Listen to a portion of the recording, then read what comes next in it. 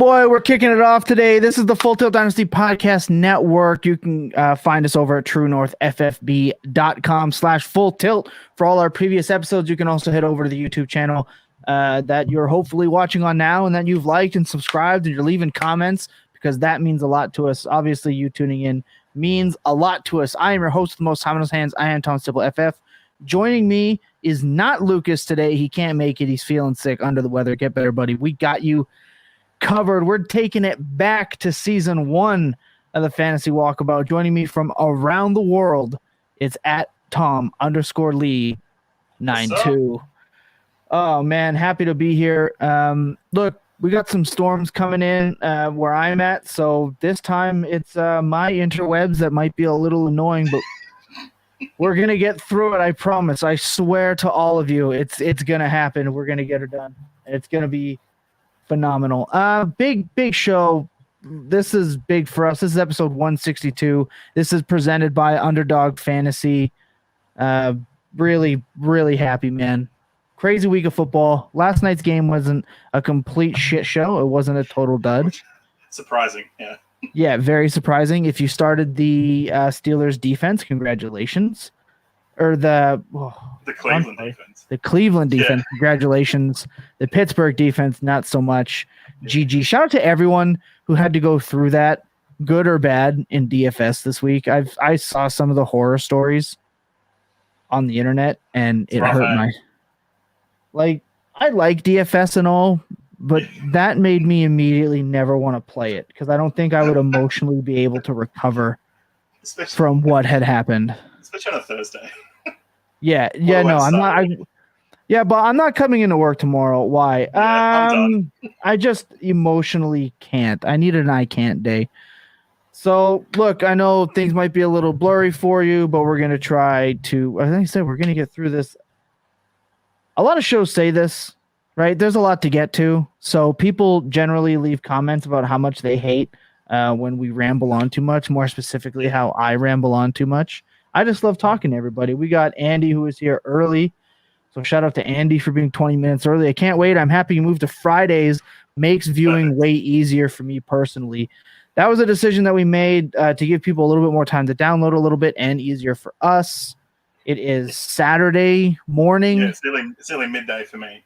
Exactly. So it's almost noon for Tom Lee. We're not waking him up at 6 o'clock in the morning to do shows now, and it just worked better. Play Naked over here from the Full Tilt Discord. Here for someone to renew my faith in DJ Moore. Today's not going to be that day. I'm sorry. Stick around, though. Like, don't disappear. Hear what we have to say. But this may not be your day. And Dave is giving us the fire emojis as always. Shout out to Dave. I do love that man. And Billy, not on the show today, but Big Billy, he's here. And of course your YouTube image is something Galaxy related, you Galaxy brained individual. Jesus. All right, let's go. Me and Tom Lee, you and I were just discussing whether or not we should do injuries and stuff, and we really thought people aren't here for injuries from us. Like, it's Friday night and a bunch of stuff is going to change tomorrow. So we're not going to do injuries on the Walkabout. There are a ton of different places you can go. You can even catch me Sunday mornings usually at Fantasy Intervention with Chase doing Start Sit where we go through injuries. But on the Walkabout, there's so much other stuff to get to that injuries, that's not for us. Check your lineups. That's what we're saying. Exactly. We have dick jokes to make and make them we shall. Yeah. So let's start this off. Actually, speaking of said dick jokes, sell for Myers and a third herd. No, don't do that. Hey, playing it. Let's not go crazy. He's still worth the first round pick. Like, we're going to hang in there. I'm going to talk you off of that ledge. Don't do that.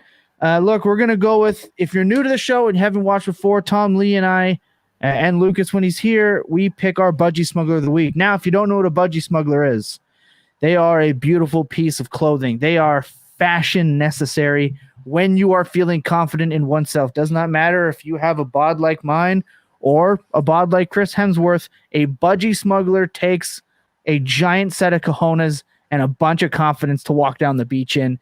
And every week, me, Tom Lee, and Lucas, we all pick a player that we think is walking into the stadium with a little bit of extra confidence because, again, right. you need it. I had Lamar Jackson in week 1. He walked through the city of New York in his Budgy Smuggler, not giving a single fuck. Last week we had Allen Robinson. He came through, should have had 2 touchdowns, but they ran the play, blew it dead, and took away his touchdown just because they late spotted. The play had already happened. Toronto Dave says Moxie. Absolutely. Moxie is a big part of it too. This week for me, I'm sticking with another Raven. Shocker. I know some people would be like, "You're homers," but hey, hey, it's not even that. The man, I have left Rashod Bateman on my bench in almost every league the last 2 weeks, and he's just looking like an absolute baller. Rashod Bateman is my Budgy Smuggler of the week this week. Bateman is wide receiver 15 in points per game right now, something that I actually had to look twice at. That's not a number that I actually believed, but sure as shit, there he is. The targets have not necessarily been there as they were expected. We expect him to be like this elite target hog, but he's been more explosive than expected. He hit 21.48 miles per hour in his 75-yard touchdown reception, according to Next Gen Stats. It's the second fastest recorded speed in the league this season. Is faster than Hollywood Brown's fastest recorded in-game speed of 21.3 miles per hour. He has the big playability that some people thought the Ravens would miss, and especially now with Duvernay spreading the field. And we're going to talk a little bit later about Lamar Jackson being dangerous downfield. Not dangerous to his own team. The other team needs to be watching out. So Bateman is fast. He's a big boy and he's fast. The concern is that he is playing 6.8 points above expected right now, which means that's a touchdown over expected. And that's fine. He's making big plays, but if the targets don't come, he could be a very sink or swim type play. But remember, so was Hollywood Brown. But things are trending up. He had 7 targets and a 24.7% target share in week 2, up from 5 targets and a 17% target share. He is getting up there. The New England Patriots, however, are pretty good against wide receivers. They have allowed the 18th most points per game to the outside wide receiver position, but they've surrendered the 14th most points per game to the slot receivers at 21.9 points per game. Bateman has not been playing in the slot as much. Hopefully, can't believe I'm going to say this. Hopefully, Greg Roman gets Bateman in a position to be successful. I am predicting for my Budgy Smuggler of the week, 4 receptions, 71 yards, and he's going to start the season off with 3 straight touchdowns. That would put him in high wide receiver to consideration. My Budgy Smuggler of the week, Rashod Bateman. Damn. Toronto Dave says, I had no idea he was that fast. I didn't either. Yeah. I knew he was he had big play, and he cooked Howard. He cooked Xavier Howard. Yeah. Cooked him. Unbelievable. Still can't believe they fucking lost that game. Tom Lee, your Budgy Smuggler of the week. I got to take a breath after that. I can't believe I got all of it at once. Let's talk Budgy. So, I feel like I have been sort of holding a Dick Tog convention with a bunch of pasty old white fellas who we said week 1, Matt Ryan, you could see the socks sliding out the side of his Dick Togs. You could see the Budgy. Togs. He was absolutely not what we wanted. Week 2, I thought, let's go a little younger. Let's go with a really good matchup. Derek Carr. Look, he was a top 10 quarterback on the week in PPR. But an average guy in a pair of DTs is still just an average-looking guy. And he was He only scored 19 PPR points, which is still 4 under what his expected points were. So, opposite to you, I'm playing with the inefficient boys. I thought, let's go further down, and maybe that'll increase my upside and my opportunity to pack a little extra heat into these. Let's get a bigger size of Budgy on. So, Geno Smith, right? The unlovable, the efficient, the PFF number 7 in the competition at the moment as far as passing efficiency goes. This man is living in points under expectation, right? Yeah. But he plays Atlanta this week. So, hey, if anyone knows. Yeah, I know. So, Atlanta's defense has not been particularly amazing, but it's sort of middling. It's 14th in the competition according to PFF. But Seattle's defense is 30th, right? So, we know they're going to be forced to pass. We've heard Peach Cobbler talk about trying to pass the ball more. We look at fantasy points weekly rankings this week. They've got Geno Smith down at 27, quarterback 27. So we're not looking here for a QB1 out of the back end. We're looking for a guy who's going to perform above that level, finally at least meet his fantasy points expected, because he is playing quite well, even though it's quite safe. The concern for me, like you said with your concern, the concern for me is that his offensive line is allowing a hell of a lot of pressure on him, and his ADOT is the lowest in the competition. So you're going to need Metcalf, Lockett, these guys to break it loose and actually perform a fair bit of the production for him, or for him to start using his legs outside the pocket, which I haven't really seen a heap of this year. So I'm looking lower down, hoping for a little upside, streaming your QB2 and Superflex leagues like we do a hell of a lot. But Geno Smith is my Budgy Smuggler. And I'm hoping, finally, we get a little more positivity with this, with a lower bar, just stepping over that bar. Well, and look, like you said, he's got a good matchup. I believe it's 200. The Falcons have allowed 261 passing per game to quarterbacks. You have to love that. They've averaged 35 passing attempts per game, and fantasy points, they're allowing about 21.3 points per game to the quarterback position this year. Geno Smith may be a pylon at this point in his career, but he's showing heart, he's showing grit, and hopefully he does not use DK Metcalf like a tight end. If they stop using DK Metcalf like a really big, really fast tight end, which they have on the roster already. Plenty of them, yeah. In Noah Fant. Yeah, apparently they just want to use 5 tight ends, which is totally fine. I think you're right. I think Geno Smith is fine. And in the league of record, you did go out of your way to acquire Geno Smith after Dak went down. So I feel like this is a little bit I feel like you're Budgy Smuggler this week. I feel like you have your budgies on underneath in solidarity, over the jeans when you walk out. Yeah. Exactly. I feel like you're really just trying to manifest that Budgy confidence underneath, just for him, really channeling it together. If this doesn't work this week, it will not be a quarterback next week, because I'm running out of – because what we're looking for is a guy that we know is going to perform above, right? Like, we're not going to give you a Kyler. We're not going to give you the guys are probably going to perform well. Plus, if they don't perform well, we look even worse. So we're looking for that extra bit of heat. So. Also, fucking Kyler, can we get your toddler shit together here, all right? Because in the league of record, you're making me sweat every week. I'm barely squeaking out these wins. The team name, for everyone wondering, in the league of record, is my team name in there is destined to finish third, because I have every year that it's been around, and it's been by brutal losses. Derek Carr ripping his taint, and then I start Stafford in the finals, and then Stafford twists his ankle like 4 plays. It's been a nightmare scenario for me. And look, Kyler, I traded for you. If you don't mind, I like you. Stay off the Call of Duty open beta, please, for the love of God. If Kyler Murray goes out and plays like shit this weekend, we're chalking it up to the open beta, right? Like, we have to. Because I'm going to be playing the open beta, and I can just imagine him and Hollywood staying up all night at Kyler's house, right? Doing that land. That's their version of going out for brekkie. Exactly. Yeah.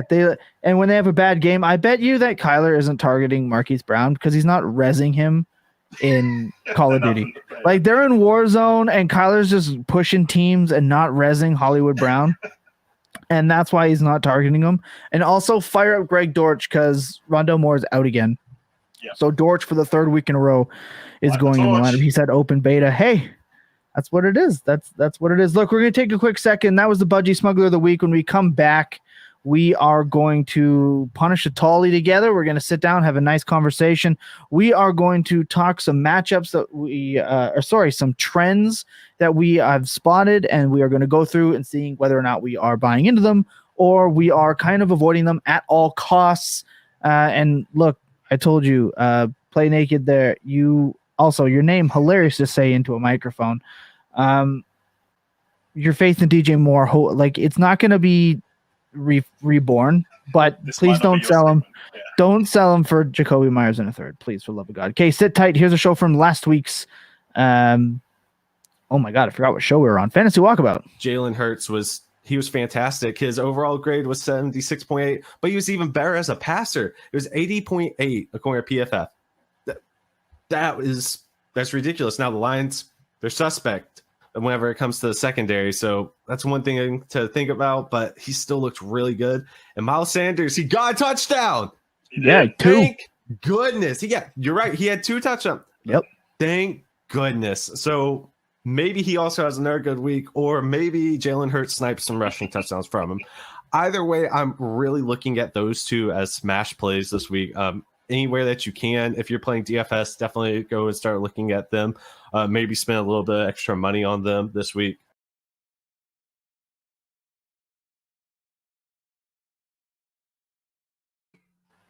Yes, Miles Slime Sanders did put up not as much this last weekend, but he's still looking damn good out there on the field. Gotta love that. Absolutely gotta love it.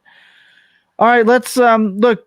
Punishing a Tully is really just a bunch of buds, or in this case, two. And whoever's watching, you're welcome to as well, to grab a nice tall drink, sit down, have a nice conversation. It's a little more casual, not as much, really into the hardcore details. But we're going to give you the information you need to have these conversations with your friends in your league and group chat. So let's have a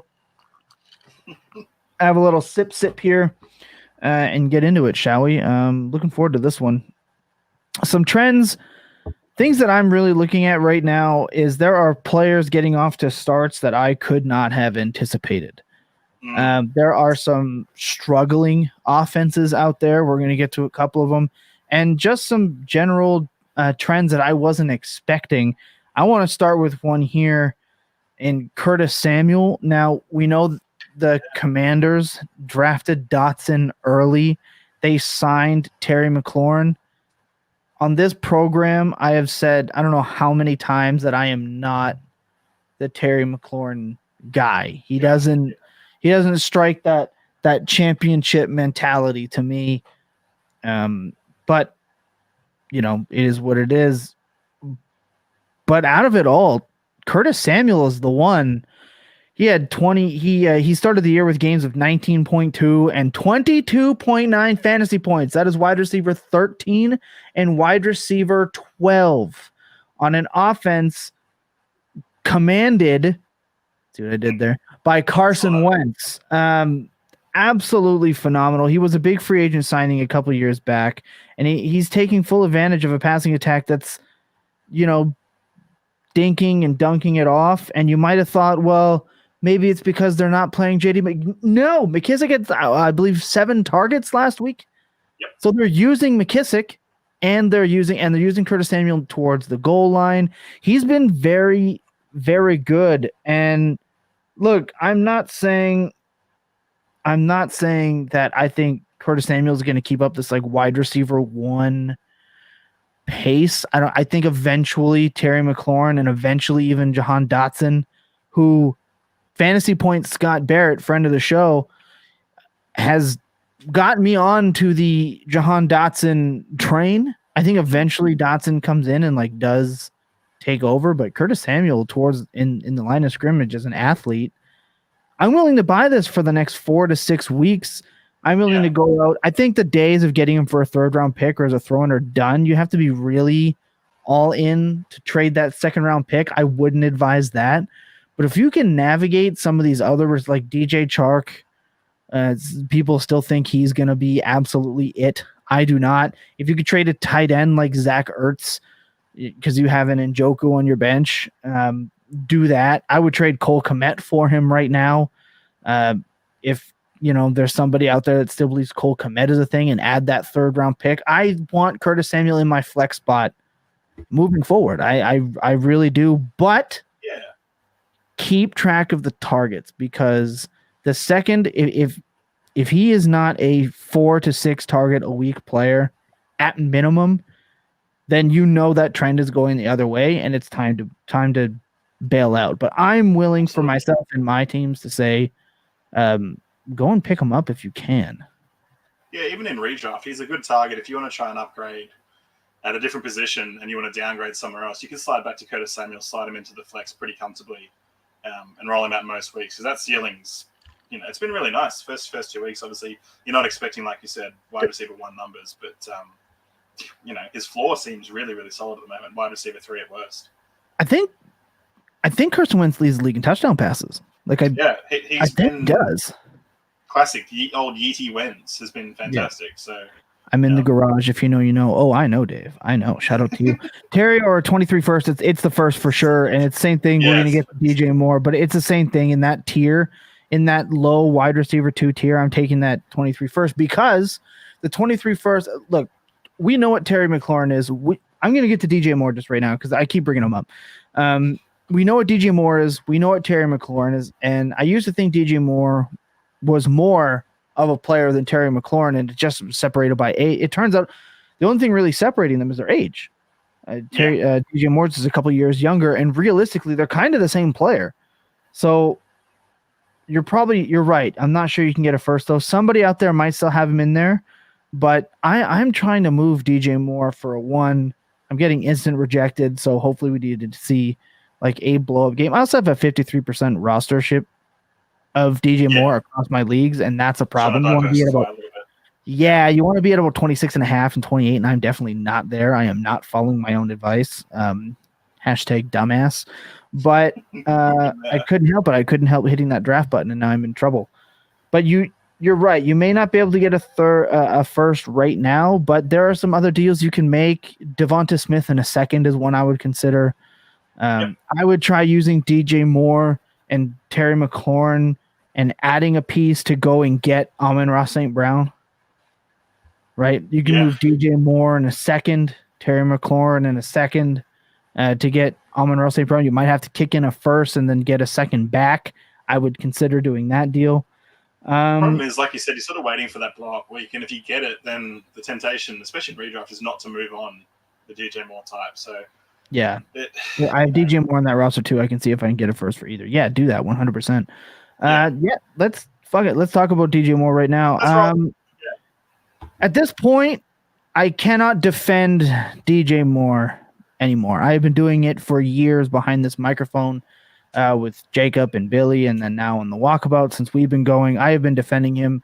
It is bad when Sam Darnold got the best out of Christian McCaffrey and DJ Moore on this offense over the last couple of years. DJ Moore, the first 4 weeks of the season, was a top 10 wide receiver in points per game. He was scoring touchdowns.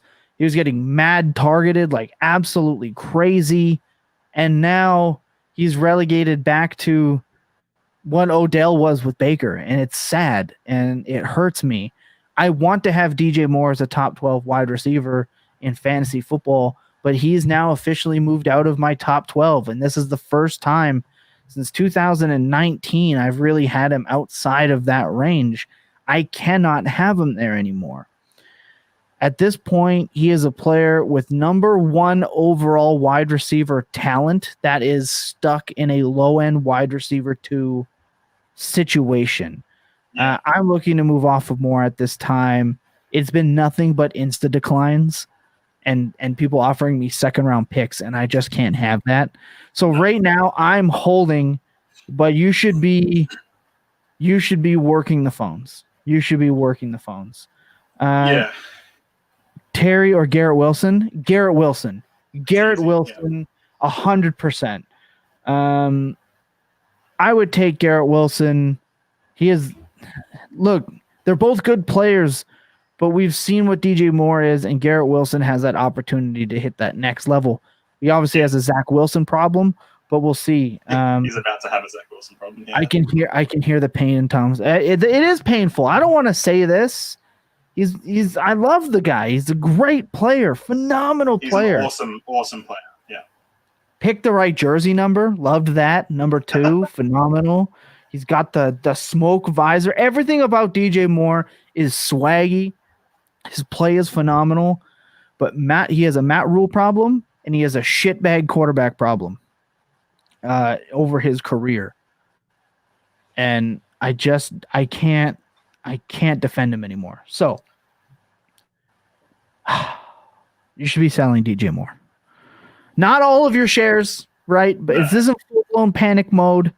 But I'm starting to worry. If Matt Rule does get fired, I mean, they're stuck with Ben McAdoo, so take that for what you will. But it might breathe new optimism. But again, you're going to want to have one foot out the door. That's the best thing I can say. You need to have one foot out the door on DJ Moore. His peripherals are great. His route running, his target share has always been good. It's really just been touchdowns, but how long can we wait for regression? Positive regression on touchdowns. So far, it just hasn't hit. Yeah. Tom, final thoughts on that? I will say so if we're talking Dynasty, and we'll get to redraft as well, but if we're talking Dynasty, I know you can't ever guarantee where a pick's going to land, but if you are very, very sure that it's going to be 110 to 112, I'm happy taking a punt back the other way as long as you're not overexposing yourself. That's a fun sentence to say. To DJ Moore, right? Right. This class next year is going to be quite flat, I think, after about 8 or 9. Really? I don't. Yeah, so the wide receiver talent at the moment is really injured and underperforming. So when I say flat, I think a lot of people are going to have their favorite guys, and that's who they'll pick up. So I think you could probably hit early seconds and still probably have a shot at the guys you like. But from a talent point of view, and like you said, if the situation changes slightly, all he needs is opportunity. Like that, like he is still that guy. He's that athlete. So if he's given it, I'm happy to take a punt. Probably backing myself in to be able to get a 23-1 back at some point. But I'm happy to take it while he's really low at the moment and just see what happens. Because in the worst case scenario, like it is just one pick. It's not like you're over investing 2 firsts or you're sending away a key blue chip asset. So it could be an opportunity to buy if you're interested, if you want to try and take the punt against the crowd, but not at any insane price. Wide receiver 58 in week 1, wide receiver 30 in week 2. He has not beaten wide receiver 20 since week 4 last year when he was the wide receiver 3 overall. He's hit wide receiver 26, wide receiver 20, wide receiver 23, and wide receiver 22. He has not cracked wide receiver 19 or up since week 4.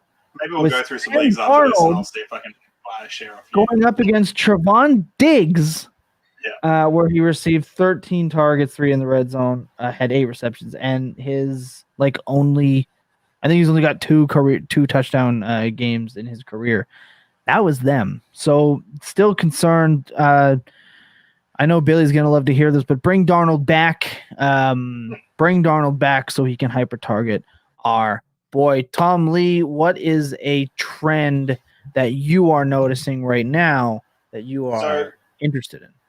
Yeah, so we'll go with a couple of buys, right? So Jacob probably covered this better on the Tuesday show than I will do in this little situation. I'm buying all of the rookie wide receivers. I was going to say Wookiee wide receivers. Wookiee.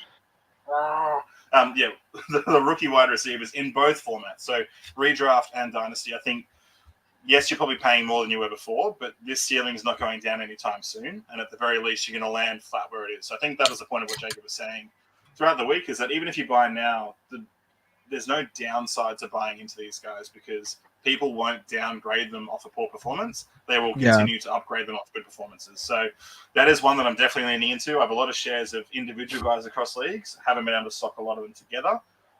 But most of them look really, really solid as far as players go.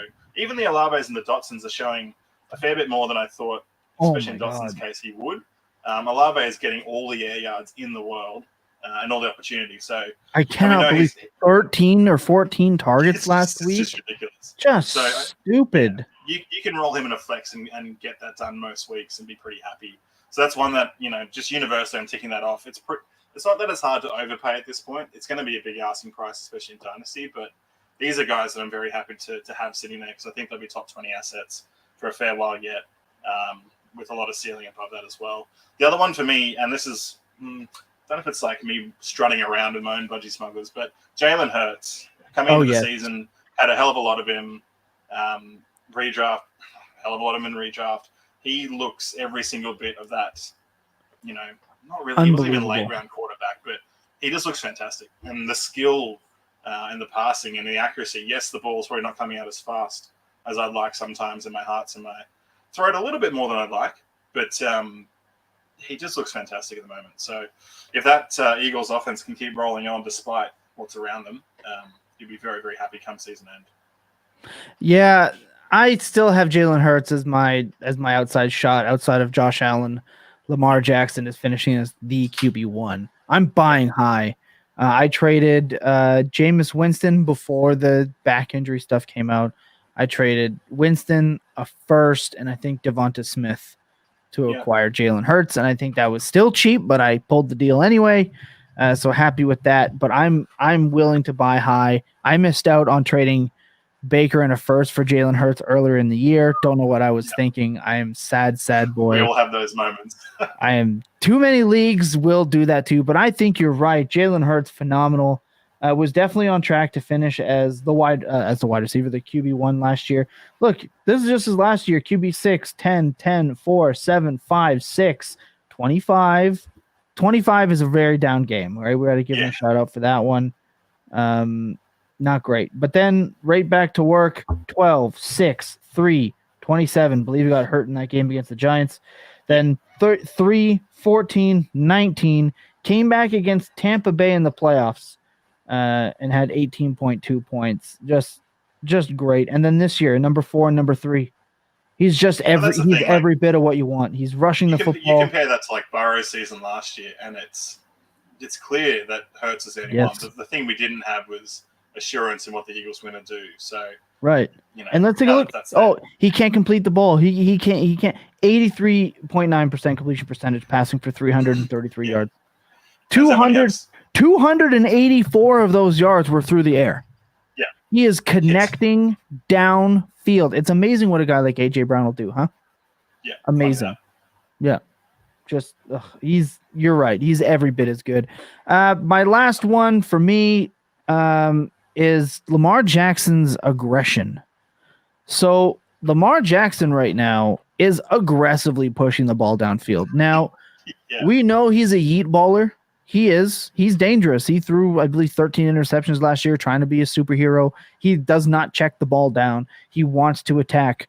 But these numbers here that I'm going to give you real quick are a little bit surprising to me. He was 6 for 8 for 129 yards and 1 touchdown in week 2 between the 10s and 20s. Now, he did not connect deep on 3 deep shots. He overthrew Mark Andrews in the end zone. I think he was just trying to be a little safe with that, with the 2 DBs behind him not wanting to throw a pick, which you'll actually like to see. That's a little bit of an increased awareness, but he's attacking between the 10s and 20s, and we like to see that. We love to see that. That's big play potential. And he was 3 for 8, not as good. That was 3 for 8. Oh my God, I have the wrong yardage in here. It says for 987 yards, 3 touchdowns. That is not how much he threw for. That is not how much he threw for, but he did throw for a lot. 3 touchdowns and 1 interception in week 1 in that spot. And one of them was the last play of the game. I don't know, one of the last plays of the game for them. I don't know why he tried to throw this like back shoulder go route against the Jets up. Like the game was over. The game was over. And they still tried it. Maybe he's just working stuff out. But this man hadn't played since December 12th. And they do not care. They don't give a shit. They're just hucking the ball deep. They're attacking the middle of the field. He has been phenomenal in the middle of the field. He struggles throwing to his right still, but hopefully they figure that out. The ball does sail on him. But they're figuring it out. The man is playing aggressive. And I love to see that. As a fan, and him playing aggressive downfield and becoming a little bit more accurate is what will bring him back to that QB1, like that top 5 weekly consideration for me. And yeah, he's going to chuck a few interceptions, but that is a trend. If they're going to continue to be this aggressive, this is a trend that I am going to buy, and it's making me want to buy into the Devin Duvernay talk. Right, he did get a concussion last week. He did return a touchdown. He's a big play guy. If they're going to start chucking it deep, I think Devin Duvernay is absolutely worth a stash on your bench, because if, God forbid, anything happened to Bateman, I think he's the next guy up. And if they're chucking it downfield like this, I want that for sure. Yeah, absolutely. So one more from you before we move on. I know you got a couple there, so. Yeah, so I'll be quick with this one because it's Darnell Mooney. Even though you drafted him in redraft high because you thought the opportunity would be good, there's nothing being thrown in that offense. It's just shit. So, like, it's not that I'm even saying, buy the return of it. There's just nothing to be seen here. Unless there's a huge, substantial shift in coaching or approach, stay away, get what you can, get out. It wasn't really the trend that I've been seeing. It's more a case of, I think, last clinging of hope. This thing's not happening. Yeah, I agree. I thought I've been saying that Darnell Mooney had the worst 145 plus target season I've ever seen. and it's carrying over.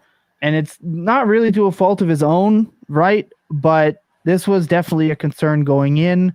Justin Fields is still running the ball. We like that, but Justin Fields are alarm signs going off for me. I was never in on the Cole Kmet train, so if it does rebound, you want it to be Mooney. And I just want to point out, Derrick Henry looks absolutely cooked.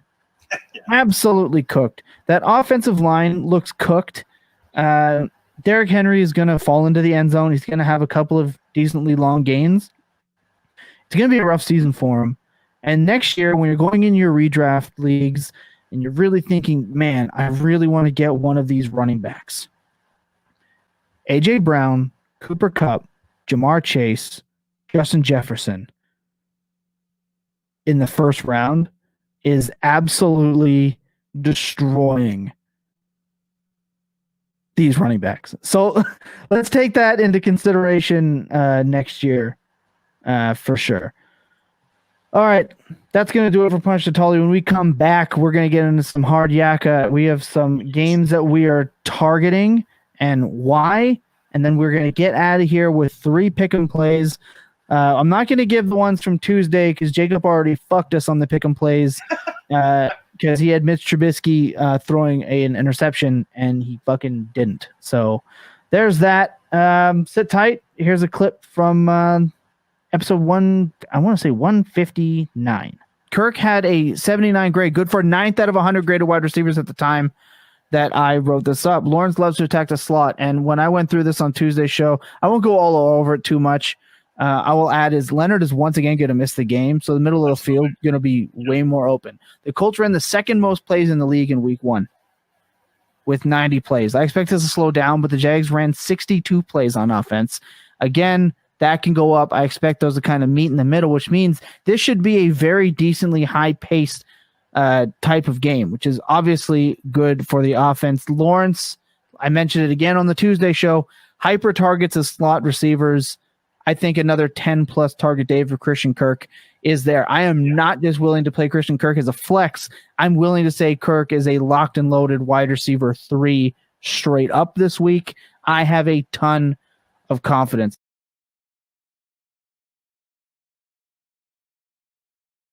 And boy, did he do better than wide receiver 3. Oh, my God. I love him. Love him. Okay, look, the Hard Yakka, it's about getting the hard work done. It's about looking at the task at hand and just getting your hands dirty, getting into it. And Tom Lee and I have done that. We like to pick a matchup each and kind of go through why it's the matchup we're choosing. Why are we most excited for it? Why are we targeting it? Just all the information that we can get to you from that game. We're going to. Tom Lee, why don't you kick us off here? Let's do it. So I'm finally not picking Arizona, right? 2 weeks in a row, had enough of that. Yes, they're a poor defense, but who gives a shit? Like you said, I'm sick of watching. They played well last week, which pissed me off. Yeah, I had so many overs, and they go out there and they play well. Devontae Adams did nothing. Ruined it. Yeah. We'll stay clear of that. So Minnesota versus Detroit, right? High over under 52.5. It's been up and down this week. Started and opened at 50.5. Went up to 54.5 at one point. Lots of points to be scored here. Moderate defenses, but very sort of fantasy friendly defense at the moment. Not a lot of turnovers. Detroit's look fantastic. Minnesota, apart from primetime Kirk Cousins. Oh my God. Has looked pretty good in that first game, so I'm hoping there's a little bit of a return to that.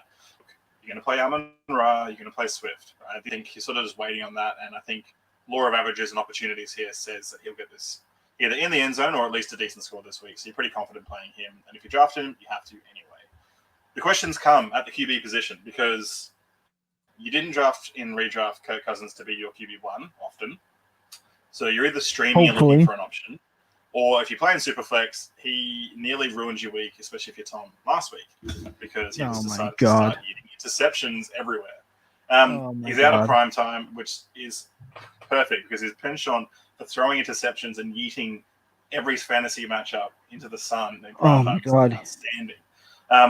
Yeah, so last week through 27 on 46 attempts, 221 yards for 1 and 3 interceptions. Brutal. 15 points below fantasy point expectation. 15. So the plan here is he gets all of that back this week, right? Because he still scored 9 points. So he's looking at mid-20s in opportunity alone, and it was a pretty poor matchup. So this week, better matchup, get back towards fantasy points over expectation, should be back in the mid-20s, hopefully a late QB1 to early QB2 at worst is my expectation for Cousins. Play him, stream him. God, don't let us down. Don't do what you did last week.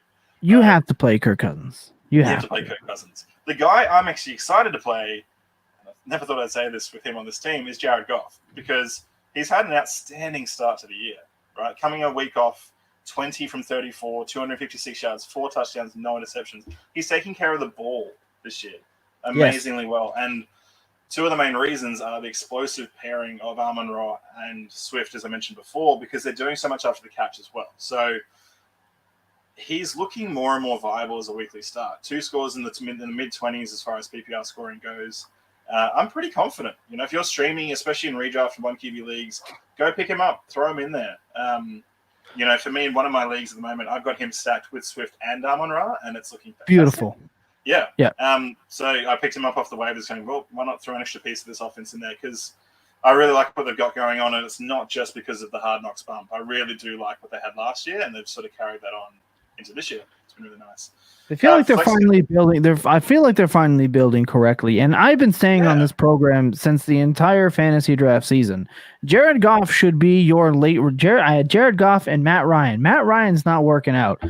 But if you're picking quarterbacks late, Jared Goff was an easy decision. Decision late in drafts.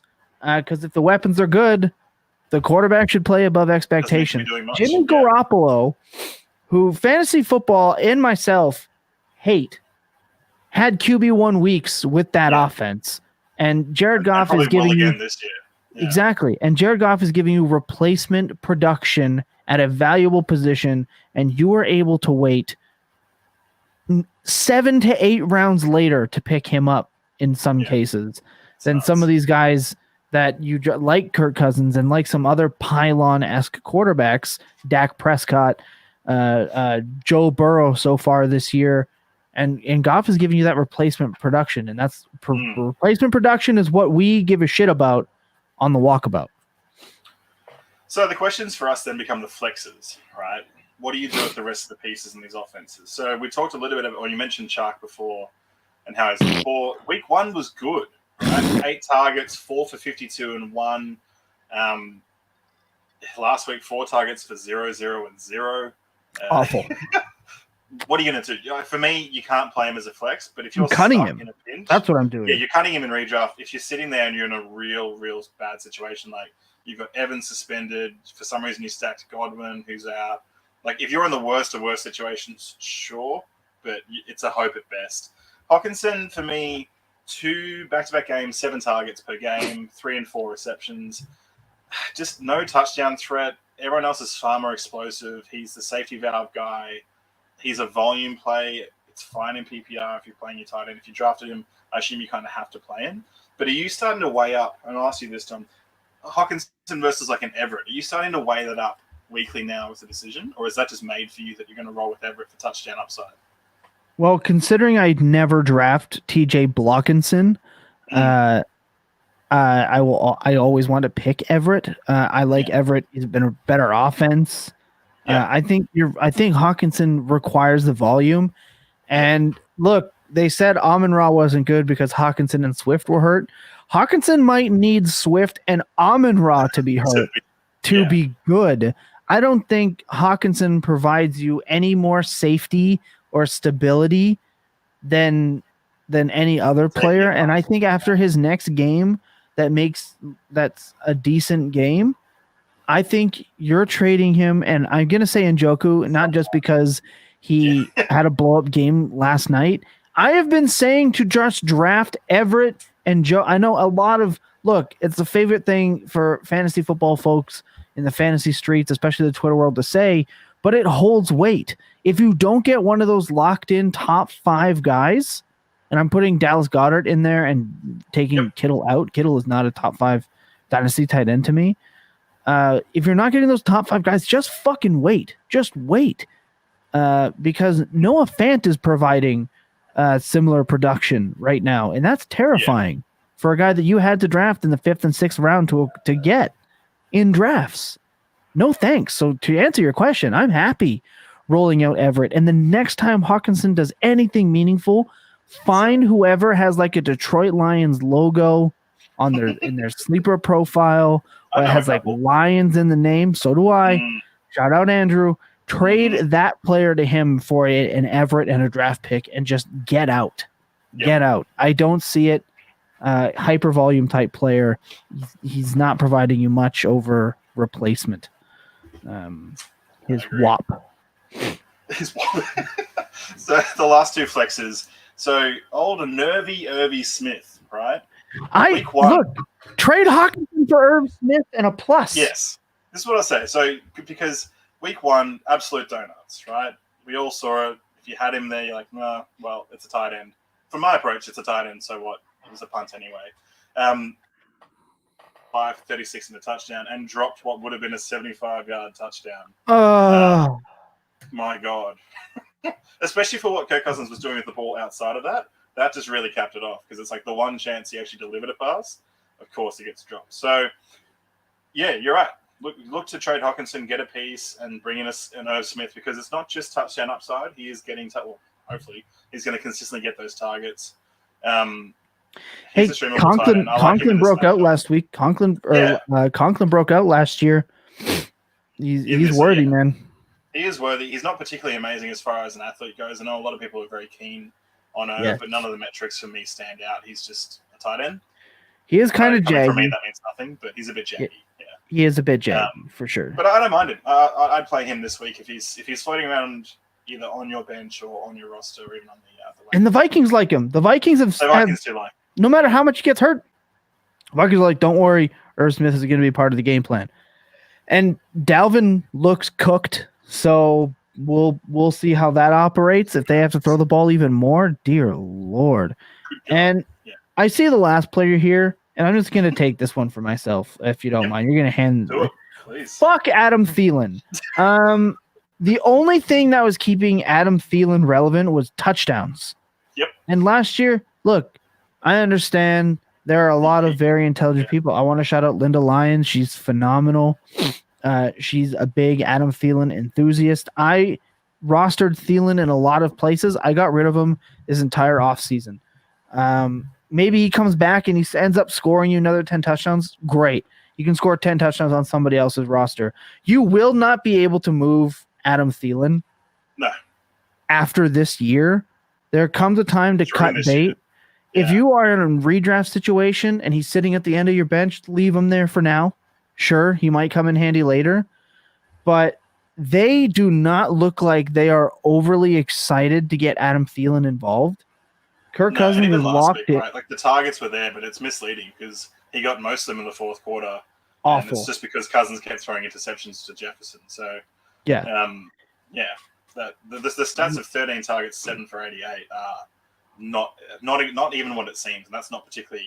They're fleeting. Not getting anyone out for a bit. Yeah, they're fleeting. They're not. They're a mirage, and they'll continue to be a mirage. So that's the game. We like that. Look, I'm going to try to run through this as quick as possible. Again, I understand things might be a little foggy, so shout out to everyone hanging out with us. Still sticking through the stream. Again, storms rolling through Winnipeg. Like I said, we're going to get through it, though. We're getting through it. My game of the week, and I'm going to keep it real simple. I don't have a lot of fancy data, a lot of fancy numbers to go through this one, but I'm going to give you what I got because I think it's pretty self-explanatory, but I think it's things that still need to be said. My game of the week is the New York Jets versus the Bengals. The over-under is 45. There really isn't much to go over in this game. You're starting every one of the studs, especially on the Bengals. Like you're starting Chase, you're starting Higgins, you're starting Mixon, you're starting Burrow. If you really have to because you didn't play Njoku, you might have to play Hayden Hurst. Fine. Yeah. Yes, Chase had a down week. The entire Bengals offense is weird right now. They don't look as crisp and clean, but they're gonna turn that around. They're gonna get it going. We saw the parts last year as well, right? Like this will start rolling again. Yeah, the Bengals offense were up and down, especially with Joe Burrow until the end of the year when Joe Burrow got the injured Ravens twice, and then had a couple other of big games when Chase really started to break out. And that's what you can expect again. It's going to be death by 1,000 cuts for a little bit till the offensive line. I think I saw at Taylor Cornell, the ultimate Bengals analyst, said that La'el Collins has had the worst stretch of 2 games he's had in like his entire career, like dating back to like his freshman year in college or something. Like obviously expect that offensive line to get better. They heavily invested in it. Takes a little while to mesh. I really expect every one of these Bengals to come out, and the Jets they're riding high right now. They had that miracle win against the Browns. If you want to go narrative street, they want to run through the AFC North. I think they lost to the Ravens, magical comeback against the woeful Browns.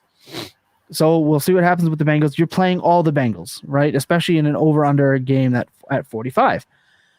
On the Jets side is when things get really exciting. There have been a ton of questions about Elijah Moore. A ton of questions. We love Elijah Moore on this program, for this brand, all across the network. We all love Elijah Moore. But it was Wilson that blew up last week. 14 targets. Moore only had 5. However, Moore ran more routes. And if you follow some of the good film analysts on Twitter, some of the YouTube channels like the Undroppables, Elijah Moore was open. Yeah, Elijah Moore was open, wide open. Joe Flacco was hyper targeting Garrett Wilson, which is great for Garrett Wilson. Elijah Moore's time is going to come. Not a bad guy to be locked on. Yeah, exactly. Yeah, they've been. Flacco was raving about Garrett Wilson, and Wilson raving about Joe Flacco throwing a really catchable ball. Elijah Moore is still a good player. And in a game that might be a little bit of keeping up, I like Elijah Moore. And the Bengals defense, let's just say this. The Bengals defense hasn't exactly been setting it on fire. Jesse Bates is a 59.1 PFF grade. Bell's been pretty good, but he's 24th out of 67 safeties in PFF grade of a 67.9. Eli Apple doing Eli Apple things at 52.4. Hey, Hilton has done a phenomenal job, 75.1 ninth graded corner. So the slot corner locked down. That's Garrett Wilson right now. And Awuzie is 29th out of 91 corners, so not bad. But Corey Davis is the 29th ranked PFF wide receiver. Elijah Moore 71st, and Garrett Wilson coming out of the slot on this team in 3 wide receiver sets, 13th. So there are weapons here for Flacco. And this may seem crazy. It seemed crazy to me when I saw it. But just check some numbers between Flacco and Burrow. This is kind of incredible. Clean pocket passer rating. Joe Flacco, 101.8. Joe Burrow, 77.8. Passer rating under pressure. Pressure. Jesus. Under pressure, 66.3 for Joe Elite Flacco. 53.1 for Joey Burt. Big time throw is 0% for Joe Burrow, 1.74% for Joe Flacco. That's obviously going to change. Turnover worthy play percentage. This is the one that gets me. Joe Burrow, 4.35% according to PFF.com. Flacco, 0.00% turnover worthy play percentage. Absolutely incredible. Joe Flacco playing out of his mind. He's thrown the ball 50 plus times a game, back-to-back games. He's probably going to have to do it again. Points are going to be scored, and I want to be paying attention. So aside from I'm playing Garrett Wilson, I might even have to play Corey Davis because Corey Davis is definitely showing out a little bit too. There are flex plays and wide receiver 3 plays all across the board on the Jet side until Zach Wilson comes back. Then we'll reevaluate. But the one position, this is the last thing I'm going to note before we move on here and sign off, get everyone going on hopefully a safe and phenomenal Friday night. I'm looking at the Jets' backfield situation. Going from 10 plus targets to a single target, though he scored on it, is worrying for Breece Hall. It is. That's concerning. But you're still playing Breece Hall. He also lost some of the opportunity share because Ty Johnson decided that he was going to play all of a sudden. Carter raked in a 44.4% opportunity share to Hall's 29.6%. Hall is a great player. He is a top 4 dynasty running back to me right now. I'm playing him everywhere I have him and just hoping that the talent comes through. But you want to be paying attention to how they deploy the running backs. Does he still get 1 target? Does he go out and get 5 targets? Does he get back up to 10 because of the Bengals pressure? You want to keep track of how they are deploying the running backs, how much Ty Johnson is getting on the field. Are they worried about the workload because he's a rookie? How are they going to run him? I'm very interested in the backfield rotation more than I'm worried about the wide receiver targets because I feel like those are going to level out for the Jets a lot faster than the running back workload. But again, Joe Flacco. Look, I got heat for saying that Flacco is starting his Kurt Warner story arc. Yeah. It's coming. Kurt Warner took over for former first-round pick Matt Leinart and led the Cardinals to the Super Bowl. I'm just saying, Joe Flacco's got some pretty good, better weapons now than he ever had. Well, I won't say ever because Anquan Bolden was the shit. Pretty good weapons, but he had good weapons in Baltimore. But these guys, absolutely electric. Flacco was everything we wanted Matt Ryan to be. Exactly. I had Matt Ryan touted as my late round QB target, and apparently it should have been Joe Flacco. I will say this. Flacco wasn't the starter when we were saying that.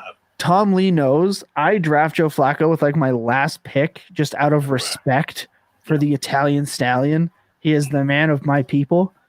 That's Italians. We love him. I draft him out of respect, and now all of a sudden I have a QB1 to play. Phenomenal, but that's the games. We got Bengals, Jets, and Tom Lee. I'm forgetting yours off the top of my head. I've already moved on. Minnesota and Detroit at 52.5. Look, I'm taking the over in both of those games. I think they're going to be absolutely electric. That's going to be our show for today. Just absolutely phenomenal and crisp. A nice crisp hour. We love it. We're back on frickin' track. Oh my Lord. Tom Lee, final thoughts, Aussie slang before we get the hell out of here. Aussie slang. So, yeah, I don't know if this is more entertaining, less entertaining. It's just a functional one. So the saying is like a cat on a hot tin roof. Like a cat on a hot tin roof. All right, essentially run just it by means me. Someone who struggles to sit still. So it's that's me. Yeah, exactly right. So Sunday morning comes around, you're waiting to find out who's sitting and who's starting, and then you're like a cat on a hot tin roof. You can't wait for the games to start, switching around. So just a classic Aussie saying. It's actually pretty common and used a fair bit, but it's not particularly sexual, and it's not particularly doesn't come with a great story. I'm not sure if there was like this archaic cat on a hot tin roof somewhere. It just makes a bit of sense. I love that, man. That describes me as a person because I am. You watch me on these live streams. I'm constantly fidgeting. I'm moving stuff. I can't sit still. I talk with my hands. All right, it's in my nature. I can't help it. Absolutely love that. My final thoughts are generally always the same. It's week 3 and football comes and goes very quickly. We wait for it all off season. It comes with a blink of an eye and it's gone.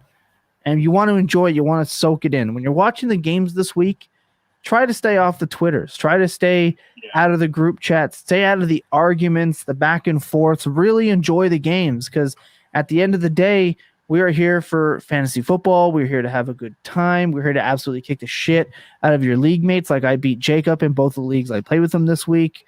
I just thought I'd reference that again. Hashtag I'm better. Hashtag get good. Hashtag you're the bridesmaid. Hashtag you'll never win the Foot Clan league. Like I am like Rogers. I own you in that league. So deal with it. That's what we're here for. At the end of the day, is having a good time with your mates. Remember that. Remember to check out on your loved ones. You never know when they need it. Look, I've emotionally had an up and down week this week. It's been a difficult struggle this week. And that happens. It gets to you. Seasons are changing. Seasonal depressions, and it's a real thing.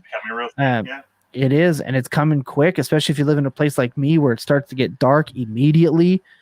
So check in on your family. Check in on your loved ones, even if you don't know if they need it. Remember to please go wherever you're listening, rate, review, subscribe, leave a comment. Tell me that my hat stinks. It doesn't matter. Tell me that Grogu is adorable. It doesn't matter what you say. As long as you leave a comment, it really helps us. It drives up the charts. Go to TrueNorthFFB.com for everything True North as well, because they do phenomenal work. Shout out to Triple Play. We're live there as well. Head over to Triple Play Fantasy and subscribe. That's going to do it for us. Please remember that clear eyes and full hearts can never lose, and your best days, they're always spent tilting. Good night, everyone. Enjoy your weekend.